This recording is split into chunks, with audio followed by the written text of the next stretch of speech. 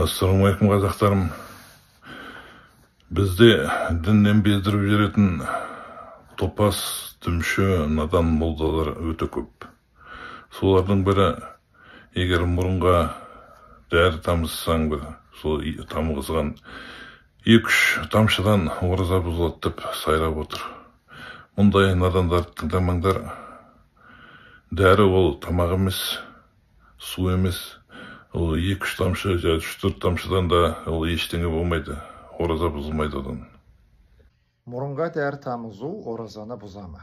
Жалпы біздің шариғатымызда ішке табиғи жолдармен кірген әрбір сұйықтық, әрбір зат ол оразаны бұзады.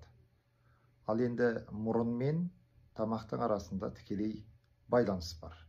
Сондықтан мұрынға дәрі тамызған кезде тамызған дәрі егер алда-жалда тамақ арқылы ішке кетіп қалатын болса, сол күннің қазасын өтеуге тура келеді. Пайғамбарымыз саллаллаху алейхи вассалам байқамай су ішіп қойсаң, тамақ ішіп қойсаң, онда оразаң бұзылмайды деген. Бұл оған қарағанда 2-3 тамшы дәріден ештеңе етпейді.